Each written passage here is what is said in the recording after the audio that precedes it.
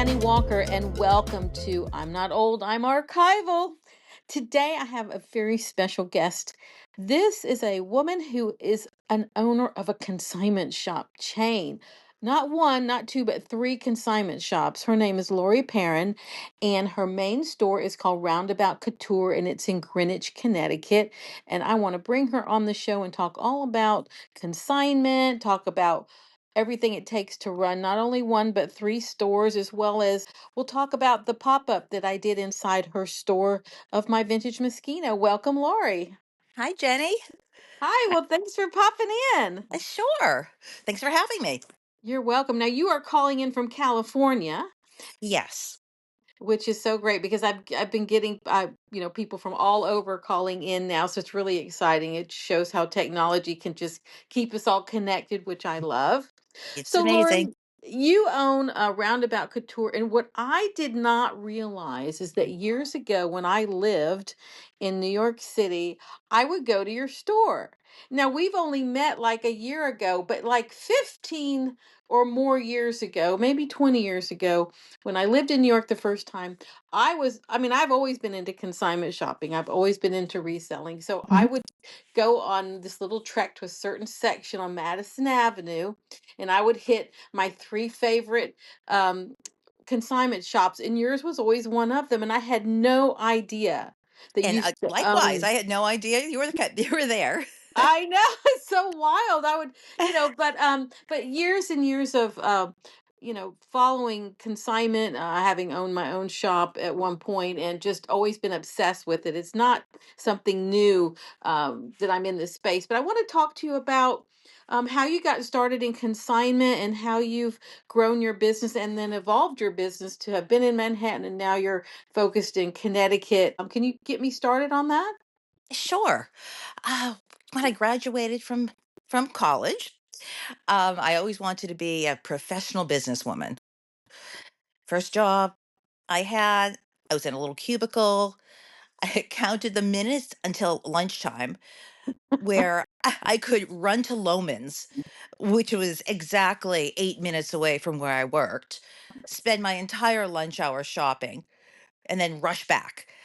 Then I thought, if I'm this obsessed with clothing and I've consigned my whole life, and I'm like, you know what? And at that time, you have to understand consignment stores were not nice. They were Right. very thrifty looking places. Yes, they were. And I thought, I'd love to do it and do it right. So, with the help of my mother, my friends, we gathered all our clothes. I borrowed $1,500 from my father to pay the rent. I said, "Don't worry, I'll pay you back at the end of the week," crossing my fingers. Well, I opened and I more than paid him back. Um, and I opened my first store in Norwalk, Connecticut, right next to a pizza parlor. Oh my gosh. I mean, that's really bold. So, I mean, first, let's go back to the Lomans. Anytime anybody says Lomans, I really perk up because I've Oh, been yeah. a long time fan of that store and used to work for them at two different times. You did? Once I in, had no idea. So did yes, I. I once worked for in them too. Atlanta. Really? Which, okay, I worked at the Yeah. one in Atlanta, Georgia, and then one in Manhattan. And where did you work with Lomans? I worked in Norwalk, Connecticut. Okay. I was their comparison shopper. Oh, wow. That's so interesting. Comparison shopper. Okay. That's right. Now, what does a comparison shopper do? Well, at the time, I would have to go to any sort of discount store like a TJ Maxx, Marshalls. I'd even go to Macy's when they were having a sale. And they had this agreement with the vendors that they had to be 20% less than any other store on their prices. And if for some reason another store came in and they were cheaper, loan would go back and say, "Hey, what's the deal? You must have sold it to them cheaper. You told me we're getting the cheapest price, and now we want a discount on our Wow. bill." And it was called a comparison conflict when I Wow. found something that was not like it should be, that they were actually selling it for less than Loman's. That's a was lot of for. SKUs. That's a lot of Yeah. SKUs. Oh Well, my gosh. I mean, this was a long time ago. This was like pre skews. Right, right. Wow. I would have to write down everything. I'd Oh have to my go, God. okay, it was an Ellen Tracy blouse, and this is the style number. And I'd have to walk around the stores with my little pad and paper, which It's not just everybody liked. Not every store liked that. no, no, no, that is wild. I guess you found enough to, I guess it was important enough to them and significant enough financially to keep you employed in that job, like doing that full Exactly. time. Wow, Exactly. that's wild. That is, I have never heard of that. That's so interesting. So yes, Loman's my one of my favorite of all time. And I love how you said you've always been obsessed with clothes because I too, because we've led a parallel life. And Mhm. so I too have been obsessed with clothes. And I too would go into compulsively like drive into the back Lomas and go to the back room, Oh, and yeah. all of that. It was so exciting at the time. So, okay, so let's go back. So I want to make sure I understand the scene here. Okay. Okay, so you've opened up your first shop and you've been now so how long had you been in like what I call traditional workplace before you did that? Because and how long ago was that? Oh gosh, it was so long ago. I think traditional workplace, 2 years.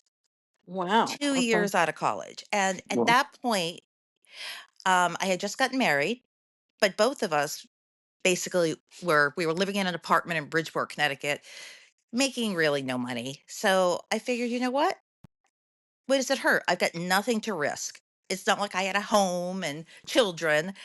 It was just the two of us. So, I said, let's try this.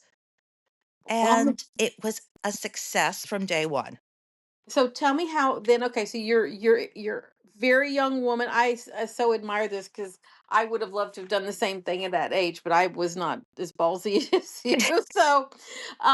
So you're in your 20s. I'm assuming you're a young Yep, woman in your I was 20s. 20s. You've just opened up your own business and it's successful. Like what was going through your head? I mean, this is amazing. Well, sometimes I didn't really even have a chance to even think about it that way. But I remember being in the store and having it be busy with people, with customers. And I thought to myself, oh my gosh, they're coming here for my store. And it was such a wonderful feeling. That is amazing. So, okay, so you had this one store. So, how did it evolve on the inside? So, you've started with your clothes, and then two of your friends' sets of clothes, and this was a traditional consignment shop. Is that correct? Yes, So but then when we what opened, happened? there was no consignments. It was just kind of my personal clothes and friends. Got it. Got it. Um, and then this one woman came in. It was my first consigner ever, and dumped off, I'd say, 200 pieces of clothes. Wow. Unfortunately, they were all covered with cat hair. Oh, And I remember, having to delint all the pieces. wow. But I made them beautiful. And yeah, and then word of mouth. That's amazing. So, okay, so word of mouth is going, and so you just start growing. I'm like, because Yeah. sometimes, at some point, you're growing and growing and growing, and you're ending up in New York at some point. So when you were in New York, did you also have a store in this other Oh, location as well? well, this other location, I had gone um, to Westport, Connecticut by that time, to a Okay. larger space. We Okay. only stayed at our first store for a year. Okay. The lease was a year. Went to Westport, then doubled the size of our Westport store, and then moved, not moved, but actually opened another store in Greenwich, Connecticut. And at that point, we had two stores. Then we had a couple stores which we ended up closing because the area just wasn't right due to the either customer or parking situations. Okay. But at one point, maybe probably 15 years into the business, and I never would have done this had I not had the stores for so long. We ventured into New York City. Okay. I always wanted to be right on Madison Avenue. And at this point, the first store was 72nd Street in Madison. But when I say I never would have done this without having the other stores behind me, it's you don't move into New York City and kind of start. You need to Right. land there with a splash. So when we, and it was, I remember the time, it was 2007, right, right before the whole stock market crashed, and this was pre-internet too. I mean, there was always eBay around there, but in terms of consignment on the internet, there wasn't any. So we opened up, which was a tiny little space in New York. Everyone used to call it such a jewel box, 800 square feet. And we were enormously successful there. I know that That, store. I know that store. It was wonderful. Yes, it was small and mighty. yes, yeah, we put the best of the best You in that did, because store. I'd walk in there and be like, "Oh, there's a Fendi this and there's a Chanel that," and it was just, I'm like, "Where's the sale rack?" Because I can't afford anything in it. Not at that time. Not at that time. And today's a different story. But like, it was Exactly. beautiful. It was so wonderful, and I remember thinking, wow, this is just amazing, because you could tell it was a store, one that looked like a boutique, and also someone cared. They Yeah, cared about how it was presented and things like that. And and we were fortunate enough where when things came in from the other 2 locations, we could curate it to what looks good in New York, what's gonna sell in New York. Mhm. Whereas, let's say other consignment stores in New York who only had 1 store, they basically what came in the door is what they put out. Right. We were able to say, "You know what? This is much better in Greenwich. This is much better for Westport." So we always mix the merchandise around. Right. Well, I want to go back to something that you said earlier, because for a lot of years I was a member of this organization called NARTS. Mhm. Um, Yes. and it's the association for people that are reselling, but it was meant for the consignment industry at the time. And obviously that consignment is now evolved into, traditional reselling and all of that. But I remember going to some of these meetings. I would, because I joined that organization before I ever had a store, like years and years earlier, because I was just so fascinated by Huh? consignment. And I remember going to one of their conferences in Atlanta, Georgia, and they were talking about how everyone said, you need to get a bigger space than what you think, because you're going to outgrow it in 2 seconds. Everybody said that you're going to outgrow your space. Put up a false wall, all these kinds of things. So to hear that you've outgrew your space so quickly, just further emphasizes that. I know when I opened up my own consignment shop, you know we we were concerned about the size and all that. So we got a bigger space than one would normally start in, and it was full so quick. Oh, yeah. 'Cause there's actually a glut of clothing in the world, and it's trapped in people's closets, and it's in storage, and it's in so many places. And these days people are so mindful now. They've been trained to think about consignment. They've been trained to purge their closets, and traditionally maybe they would have given it to family and friends, and staff that worked for them, or give it to a charity. And these days the whole thought of selling it, and that component, is relatively new concept. It is. Although there was that, core group of us back then, you included, where we always thought of selling clothes. That's true, They had value. but we were obsessed. Yes. And I could not fund my wardrobe at the time without selling my previous clothes. I Right. didn't have a lot of money. And my girlfriends would say, "So, well, we can't afford to just, sell our clothes." And I said, "I can't afford not to. Well, I well, I have to sell my clothes so I can buy new clothes because we're obsessed. Well, I because we're tell you, obsessed." well, the Lomans is, to me, for people who were, I call it being trained, because like Lomans was a secret in a way. I mean, they became this huge chain obviously over time, but a lot of people, it still wasn't on their radar. So just when you think everyone knows about Lomans, they did not. And so the people who did, you felt like it was a big secret, that you'd found Right. this place. But the consignment shops were the closest vibe to a Loman's, right? Having these designer things in there. They were at a Yes. massively reduced price. And depending on the consignment shop, that was super, they were very specific about curation and condition. It would mimic what you could find in a Loman's, right? Exactly. And Although so, but way back when, they weren't that curated. They are now, but most shops were not. It was true. pretty much, whatever came in the door, they'd hang up. Well, it's so funny because when I, way, way back in the day, I went into my first consignment shop when I was 13, and I had no idea what a consignment shop was because I had been to a charity shop and I'd been to a department store and I'd been to a boutique. Those were the three main types of stores. But Hmm. I'd never been to a consignment shop. And I was like, I remember my mom took me into this place in Columbus, Georgia.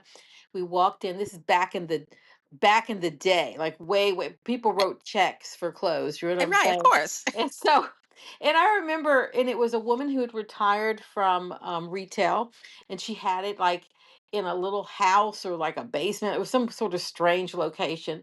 And I think it was the basement of a house that had been rented to her for this purpose. And I just remember looking around and I just thought, what kind of this is so different. Like it was kind of intriguing but weird. And I'm like, this is so too. We got Liz Claiborne sweaters over here because this is like 19 the 70s, like then back in the Right, 70s. right. So it had like the sweater rack and the suit rack and the this rack. And I just remember thinking, this is not anything I understand. And so my mother was so excited to shop in there and was looking for stuff. And she found something, she wrote a check and whatever. And I'm like, what kind of store is this? She goes, oh, honey, that's a consignment shop. And, people bring their clothes there to sell. And I had never heard of it. And so after that, I was pretty much hooked because I was like, well, that was interesting because I saw kind of cool things in there, that I liked. And that really was my first exposure. And then over time, as I got older and I moved to a bigger city, Atlanta, the first thing I did was seek out the consignment shops. And at one point, I even worked for trade for a woman. I said, I just want to volunteer in your shop. I just want to, it was called Chicky Bee for anyone's listening. Chicky B was what it was called. It was in Atlanta, Georgia, maybe closer to the Roswell side. I don't remember, but it was and I just would go into her store and just spend like an hours in there looking around and just fascinated. And I'll never forget. I found this Norma Kamali. I wish I still had it. Norma Kamali, the coat, black velvet cocoon coat that's Oh, like yeah. black on one side and then inside is the leopard. And I don't know how much it was at the time. Let's just say it was $500. And I was just like, "Oh my God." I said, "How do I get this coat?" I said, "Is there anything I could do for you? Like, just trade or work for trade?" And she said, "Oh yeah, honey, if you want to come in here and help me, I'll give you credit toward the coat." And so I went in there forever and finally got that coat. And I remember thinking, dude, when I got it, I was so excited. And then also, I remember thinking, I had a regular job at the time. So I would go in like on the weekend or whatever. And I remember thinking, getting the opportunity to see everything that was in that store and see things that came in new before other people had seen them. And Oh, I was just yeah, like, that's this is amazing. I was like, it was endlessly fascinating to be like, what's come in since then, or what's in the store. And, you spend enough time in there, you've memorized like all the pieces. But, I got the bug really early. And I think that was so interesting is when you talked about how the stores weren't organized like they are today. They weren't boutiques per se. And one of the things that I always wanted was, well, if I ever have a shop, my hangers are going to match. I'm going to treat it like, a beautiful store. And at the time, that thinking was very progressive. Like now, we were both like ahead of our times in our thoughts, but these Right. days it's become the standard, which is fantastic. And it's just like a baseline for everything that's consignment and resale that's going on today. So anyway, let's go back to you've opened up this New York boutique, you've got a store in Greenwich, you've got a Westport. So you basically are not only a chain with three stores, you're also in two different states. Yes. Yes. And so how long did that go on when you had the store in Ah, New York? we were in New York for almost 12 years. Wow. Yeah, we and the only reason we left, COVID hit, Wow. and it kind of changed everything. Sure. The whole shopping online changed, and because if you remember back then, there was no shopping online. People had to come in. Yeah, they did. And with the rents of New York City, I was like, you know what? I'm going to focus just in Connecticut, where not that the rents are cheap there, but compared to New York City, they are. Right, right. Now, And oh, how is that customer different in Greenwich versus the one in Manhattan?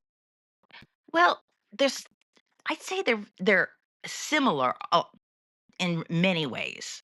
The Upper East Side, Greenwich, Connecticut, basically the same customer, except in New York, the customer has no loyalty. Okay. Where in Greenwich or Westport in small towns, they do. Maybe because New York it's so transient, where your local towns, they come to you, they trust you. Got it. New York is not a trusting place. I think maybe they think at any moment you're gonna get up and leave, you're gonna, screw them over with something. But in terms of what the shoppers bought, it was the same as Greenwich. Got it. I love that you talk about loyalty because it really takes me back to when I had my store in Pasadena, California. It was called Walker Viden Luxury Consignment, and that was the hybrid of my name and my business partner's name. And when I put the notice out that I was going to, I eventually, what happened was obviously COVID was a huge factor, but I ended up buying out my partner and then running the store for like another, I don't know, almost a year, and then ended up closing it down and moving into a space inside a rental showroom in Los Angeles that catered to celebrity stylists. And Okay. when I closed it down, my customers were tripping. They were like freaking out. Oh, yeah. And one came in, she came in, this woman came in with her friend, and she was just like, she would come in like even more than normal because she knew I was going out of business. She just wanted to like have more of the experience, and like she just got, I can't believe you're leaving, and blah blah blah. She was all upset, and then her friend took me aside and she says, she cried, Oh, and I was like, I was so touched and so moved because it is very emotional. Well, I mean, so much of what makes a successful consignment shop is the connection with the community. And even if it might be a busy transaction, you have no real interaction with someone, but then another interaction will be you'll hear about their daughter's wedding or, something in their family. And you do absolutely develop a relationship over time with people. And oh, yeah. especially what I call your best customers. And by best, I mean not only would they support you,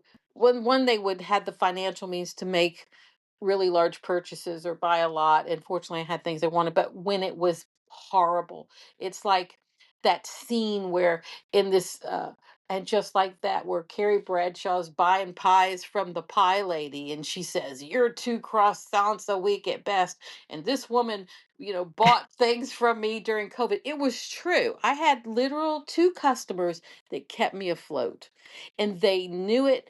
And I mean, I told them and they knew it and they were appreciative, and they would come in. They didn't need a thing in my store. And so they would come in to support me, and it Right. was just overwhelmingly beautiful to have experienced that and to know that people really, came to know me because I was at what's different a little bit is that I was physically in my store every day.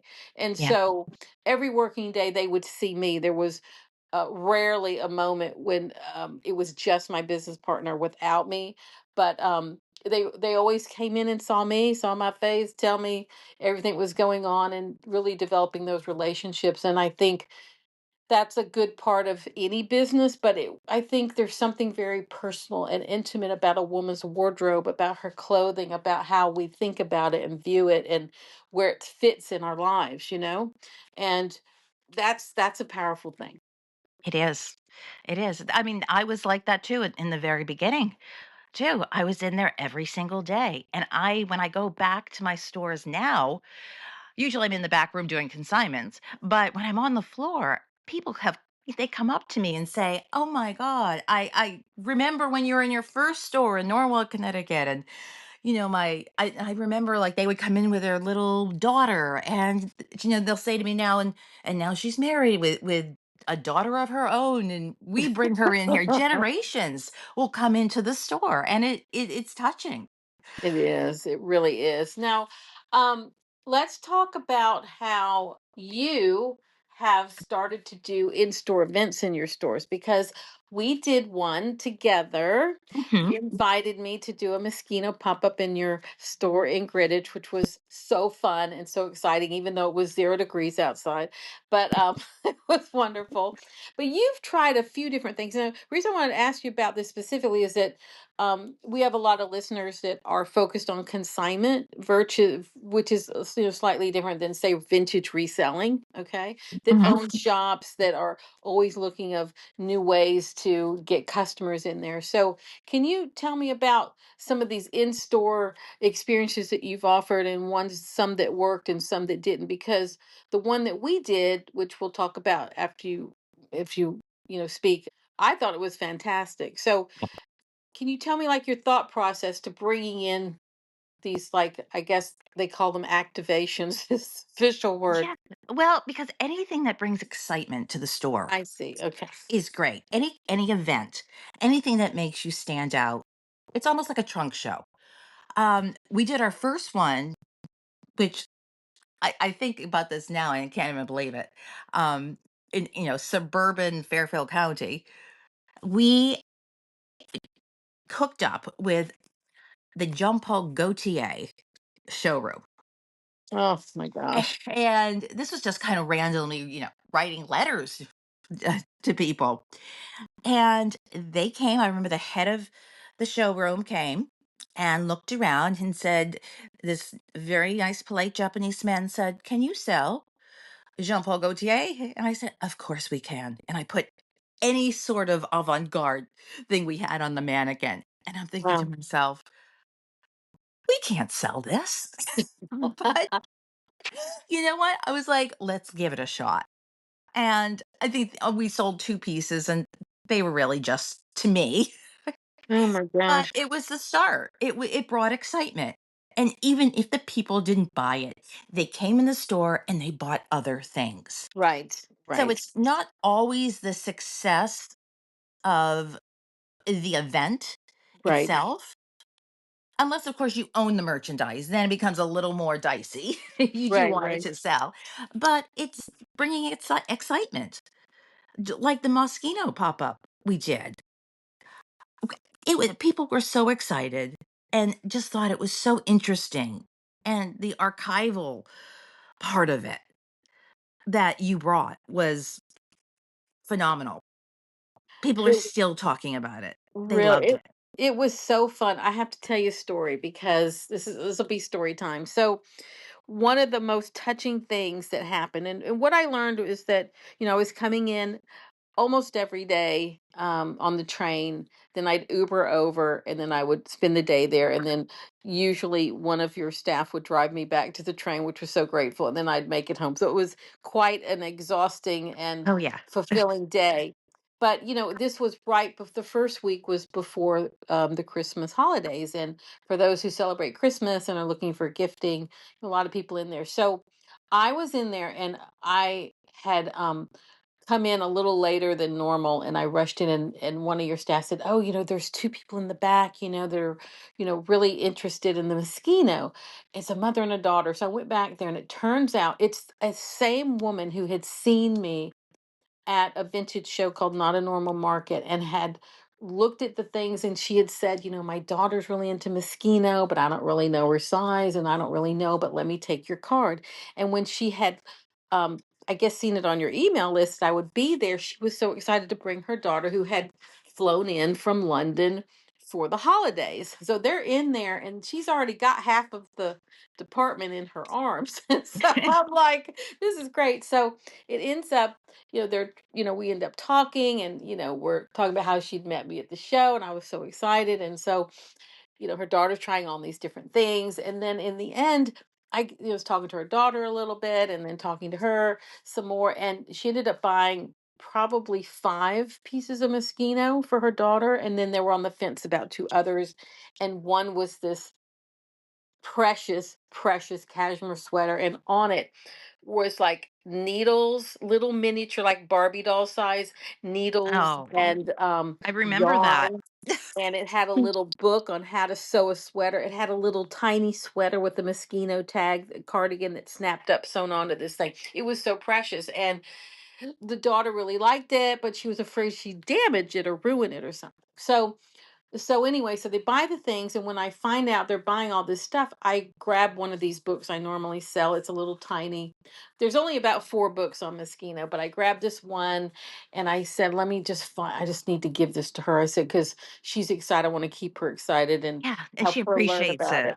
So I went to her and I gave her this book, and I said, "Listen," I said, "I'm so happy you're such a fan of the brand, and because we had talked a lot about the history and stuff, and." I gave her the book. I said, I really want you to have this because, this will help you learn more about it and, strengthen your knowledge, whatever. And she just started crying.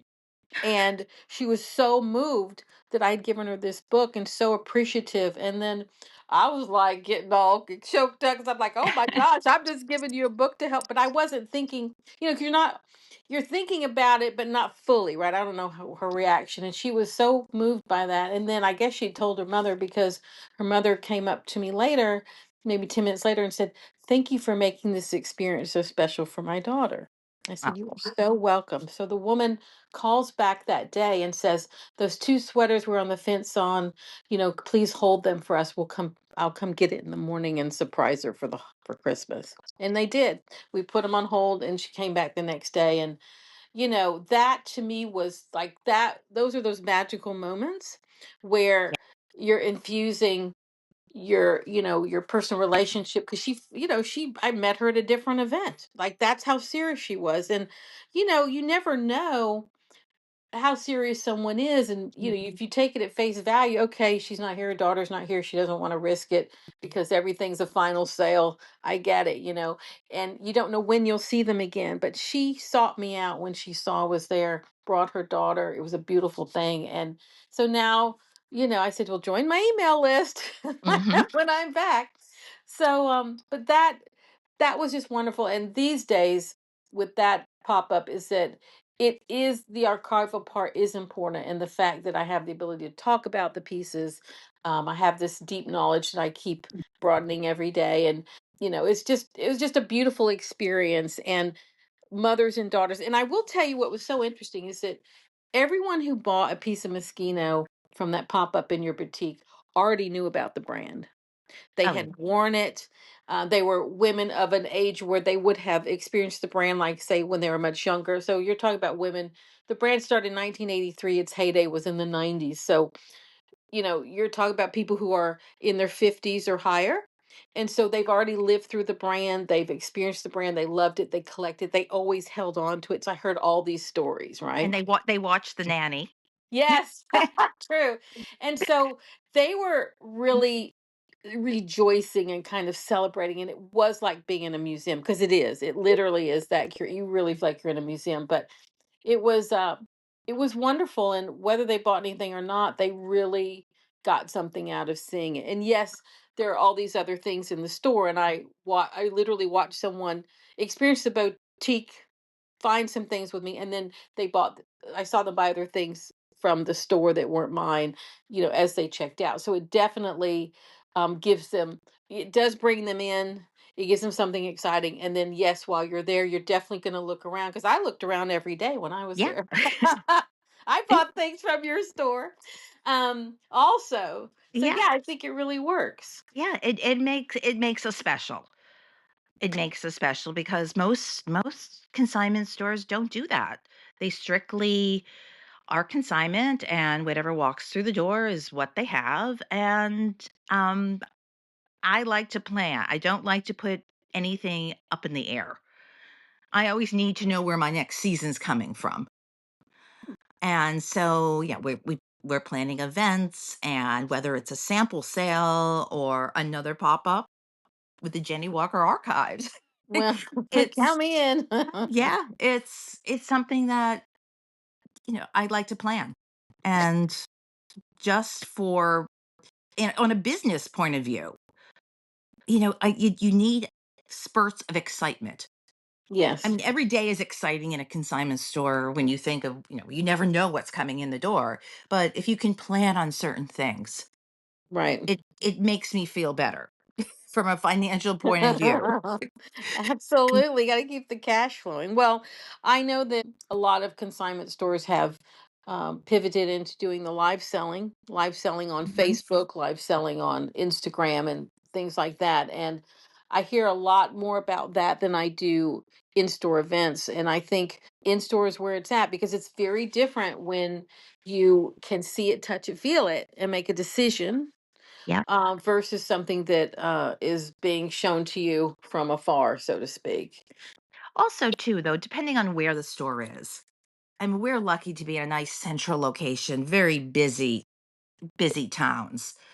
I mean, I guess if you're not so fortunate, live selling is what you have to do. Right. That's true. Now, you have pivoted into now experiencing vintage shows, which I love. Ah, That's We have done several of the same shows. And can you talk about how that has helped your brand and helped expose people to your consignment shop and what's that kind of done for you? Because in addition to selling well during the event, I mean, there's always these other factors. yeah. Well, number one, I learned it's a lot of work. Yes, it is. It's a lot of work schlepping those clothes back and forth and being on your feet for Yeah. 10 hours a day. But it's great because so many people which came through my booth said, "Oh my God, you're Roundabout from Connecticut. I live in Westport. Oh, I visited your store when I visited my sister in law in Westport or Greenwich."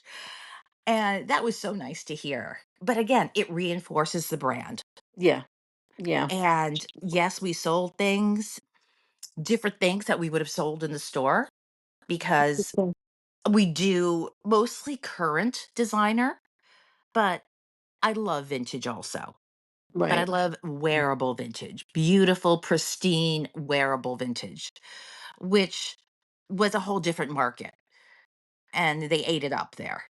Well, I know I went to your booth and I was probably left a drool marks on some of the things that I saw. It was really some really great pieces there. And you're right, they were vintage, but not but very wearable, very beautiful, very pristine. I'm still thinking about some things that I saw there. So, it just, sticks with you some of these beautiful things. Now, so did some of the people that came to your pop-up, did they know you were going to be there or was it just a pure surprise for It people? I was a mean, pure surprise. okay. I Okay. think we sent it happened so quickly and it was in Right. a busy time of the season. We sent an email blast but I don't think the people who actually came to the booth realized it or Got didn't it. open their emails. Right, So right. they were absolutely surprised. That is so good. Well, I just love that. So do you have some other pop-ups coming up?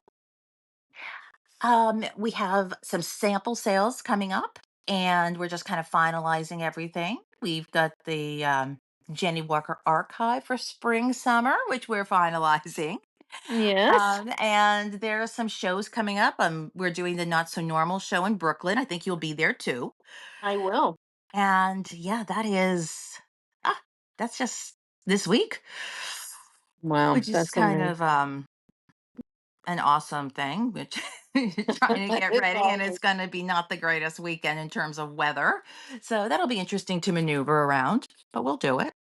Well, that's terrific. Now you have obviously what I've seen pristine product in there, so it's highly curated what ends up in your stores. But now you've got 3 of these stores. And how are these stores different and what cities are they all in? I know you've got Greenwich, I think Westport. Is there one more?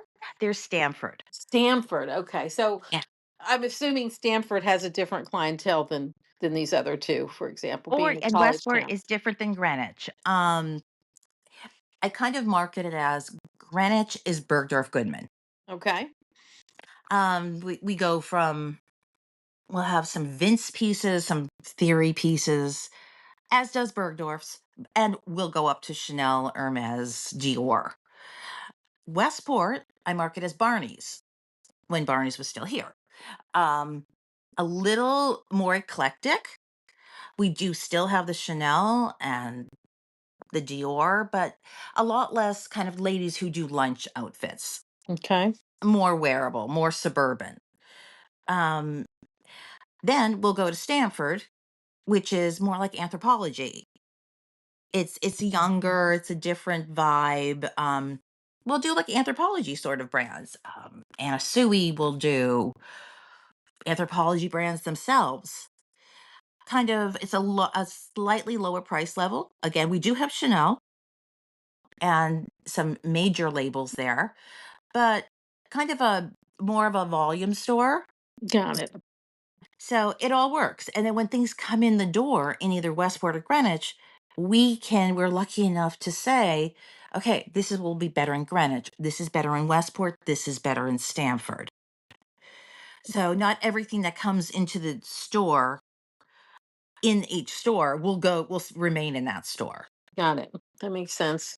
Yeah. I just So find it fascinating that, oh, I've been in this space, as an owner of a consignment shop, as someone who's sold online for years and years on eBay and other platforms, and now doing the vintage shows, is that there's a lot of action in retail, and I never really understood it. And there's a lot of activity, and there's a lot of product that gets moved in a very short period of time, particularly at these vintage shows.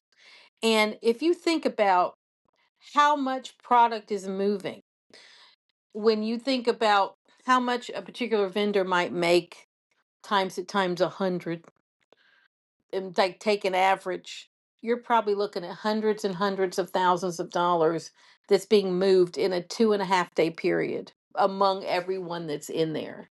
And right. what's so interesting is that this is just a little fraction, it's just a little snippet of what's going on in this multi-billion-dollar segment of retail.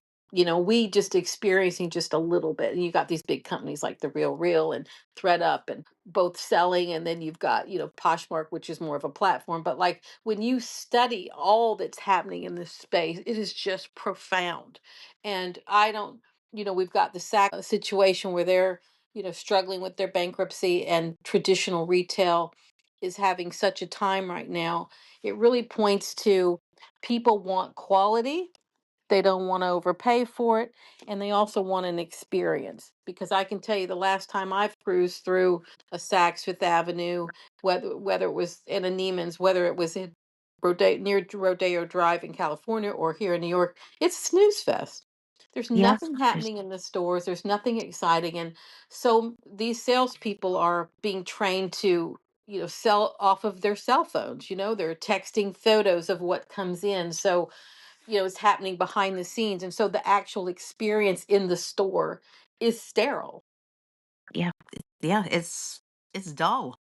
It is all, And it's and awful. and it's unfortunately the product that's coming out. If you want a really well-made, beautiful piece, it's so expensive. It's unaffordable. It is. I It's just honestly don't know who pays retail for anything.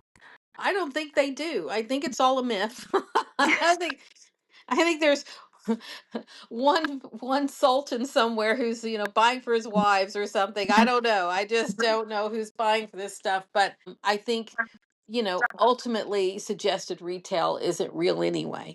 And so it never has been, according to people I know in the industry. And somewhere in all of that, but here's the thing about consignment and vintage and all of that, is this whole cycle of fashion, right, which is meant to get you, to keep buying. And I understand that. But the same gorgeous piece that I see, it comes out, the collection's on the floor, it's beautiful, it's the same one that ends up at 30% off, and then it's 50% off, and then it's in the clearance section, and then it ends up in the outlet mall, right? And then Mm. it ends up somewhere else. It may be in a sample sale, and then it ends up in someone's closet, and then suddenly it's back out on the market through a vintage or consignment shop. It's the same piece. Yes. And Yeah. it's perception the perception of it and the value of it changes in every phase of that cycle, right? It's the same beautiful piece. And I've always been fascinated by that over the years because as a shopper, I'm like, how did I'll look at something, I'm like, what are you doing in here? Like, or like, what's going on? And I'll never fully understand that other than to say a good quality piece can be elevated and presented back into the world in a way that it can garner what it probably was to begin with in terms of the Oh, pricing, or even mhm. more if the world has deemed it super special by a designer. Yeah, and it's just the quality, always buy quality. You'll Hmm. never go wrong. I have a daughter who's in her early 20s, and we were going through her closet, and she's got a ton of clothes from the store, which are good clothes, and but, she's a young person, she's gone to H&M, she's gone and bought Zara, and we're going through her closet, and like, okay, sell, sell, sell, donate, donate, donate. And those clothes, those cheap clothes, you can't resell them No, for anything. I mean, I guess you could get a couple dollars on ThreadUp for a Zara, but the lesson I said to her was never buy cheap. right, Never buy cheap clothes. right. That's true. Because I all those years when I was going to Loman's, I was looking for quality. I Yeah. literally was like, where's the cat? And you can feel it and you can see it. Where's the cashmere? Where's the wool? Where's something that's well made? And, it's the same thing if the times that I have bought like at a Zara or an H&M, I usually would go to their super special selection that has real cashmere, right? Like you can buy a Hmm. scarf for like $49. It actually is probably the lowest form of cashmere on the planet, but at least it's still a natural fiber, those Exactly. pieces they're so hard to find that they stay like 100% cotton, and they'll put a big spotlight on it, something Oh, like well, that. I was somewhere in a store, and these two young girls, and one of them said to the other one, "This is 50% wool. That's really good." And I'm thinking to myself, "Oh my god, that's so sad." They're thinking that, like, they're just so used to not good clothes. I And, know. the polyester or the recycled polyester, which is worse for the environment than than regular polyester. I But, know. It's uh, really sad. I love to educate the young on fabrics. Oh my gosh, I know. Well, I tell you, I love the space that we're both in. It gives me such joy, and not just because I love the clothes, but because, we're doing something really good, and we are spotlighting, basically saying, "Hey, here's something special, and it's unique, and it's a price we can all agree is a great price for what it is, value for money," and everyone seems to enjoy that. And women's relationship with clothes is very deep and complicated. It has Mhm. nothing, it's a non-functional. And I can tell you where I bought something, what I paid, if I had a good time with the salesperson when I bought, was I photographed in it? Like we have a whole history of knowledge that would come with each piece, right? And it's really important to us in so many ways, and to be able to experience that with customers and bring these clothes back out into the world and to watch people be excited about it and reminisce, and I mean, I had two women in my store before I moved to New York, and I would have my vintage Moschino collection as it was growing was literally in my store because I had a place I could put it and sell it and things like that. And women would come in and shriek, literally shriek. I've never seen anything like it. Two women came in and they were just like, "Oh, Betty Sue, remember when we were in Italy in 1998 and blah blah, but we went to Milan and we did Oh, the this, that, and the other." And they would just reminisce and go down memory lane looking at these clothes. Like it was nostalgic for them. And, it was so powerful. And what's different about the Moschino and being able to do a whole pop up with it is it's all one brand, which is unheard of, right? And which I didn't know when I was obsessively buying it and collecting. I didn't know that was not a thing. I just was intuitively and instinctually you loved it. amassing all It of these things because I knew about the potential Broadway show based on the nanny. I knew about the possibility of a reboot. I knew about this Instagram account, What Fran Wore. Like I knew about all those things years ago. So I was like silently preparing. But it is powerful to have all of that in one place and for people to be able to reminisce in a way that they to see all of that in one place is not normal. And it does help bring excitement in a way that having 12 different brands doesn't do. It's just a different way to kind of pull it together. So I'm really looking forward to doing another pop-up Yeah, at Roundabout. so So am I, and so are my customers. so tell me, as we wind up our podcast, you've been so great to share some of this. What are some of the things you want to share with people about assignment in general, things that you've learned, things that, takeaways and things like that? Well, pretty much consignment, it's just a way to extend the life of a piece of clothing you've loved, whether you've worn it or not, because we get plenty of things that haven't been worn, but you've loved it like a piece of art. And now you're ready to pass it on to somebody else to give them enjoyment with it. And that's really how consignment should be. I mean, you recoup your losses. You spent a lot of money on it and you're recouping some of it, which is Yeah. also it's nice financially. But yeah, now you're just extending the life of a beautiful piece. I love that. So for people listening, if you're in the Greenwich area, or Westport or Stanford, look, I've already memorized where your stores are. I'm very excited. They can reach out to you at Roundabout Couture for consignment and also for shopping. And now you've got a website and an Instagram, so Yes, people we can do. actually buy from you online as well. So be sure and search Roundabout Couture. It's roundaboutcouture.com for the website and then the Instagram. Now you've got more than one Instagram, I think. So which one do you prefer people to go to? The roundabout couture. Okay. We have also resale, Okay. which is basically the Stanford store's own personal Instagram account. But in terms of selling things, roundabout couture. Okay. Now, if people want to join your email list to find out, they can do that off of the website. They can do that off of the website. Okay, great. Well, Lori, thank you for joining me today. I really appreciate your insight on your consignment shops and a little bit about how you got started, which I hadn't, I've known you for over a year, but did not know you were in your 20s when you did that. I am really Yeah. impressed. And I And am I not did not know you worked for Loman's.